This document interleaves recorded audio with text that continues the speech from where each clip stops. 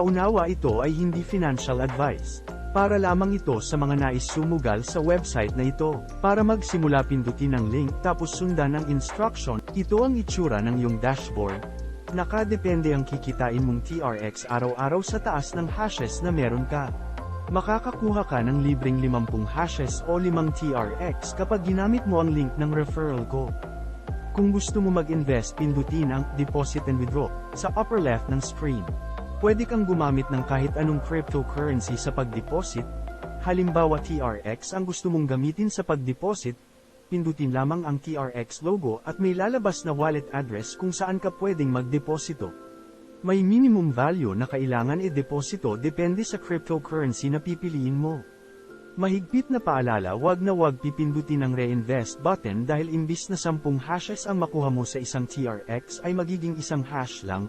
Mas mabuti kung i-withdraw mo na lang ang TRX at i-deposito ulit. Ipapakita ko sa iyo kung paano i-compute ang hashes pag nag-deposito ka.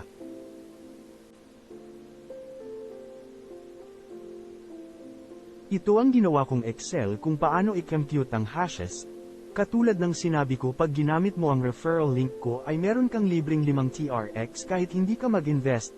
Ang katumbas nito ay 50 hashes at 0.5 TRX sa isang araw.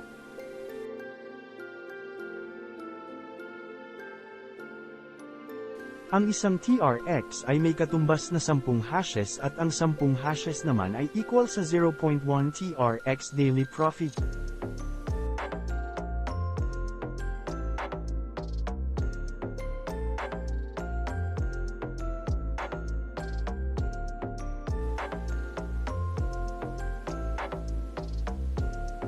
Nag-invest ako ng 14 na TRX na nagbigay sa akin ng 140 hashes at 1.4 daily TRX profit.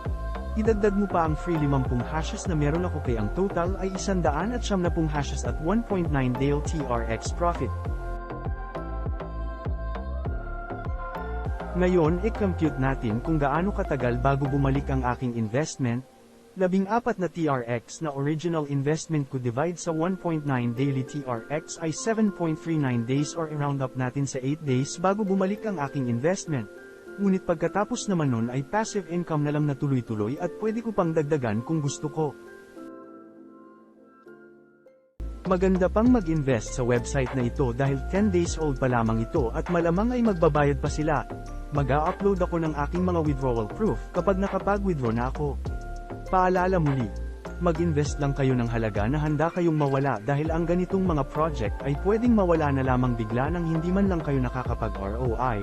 Kaya hanggat maaari wag mag-invest dito dahil may free mining naman tayo or kung mag-i-invest ka man ay maliit na halaga lang.